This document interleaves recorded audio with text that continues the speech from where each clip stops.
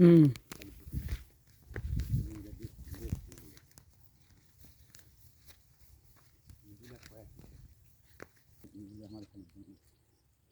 এই জন্যে পাকাপাকি করে ধান আমরা ধান চাপা সিজনের আমার একটা ইয়ে আছে পরে গাছ তো বাঁধে না সরকারটা টাকা দিচ্ছে কষ্ট লাগিচ্ছে না 5 বিঘায় কি আর 6 বিঘায় দিচ্ছে ভাত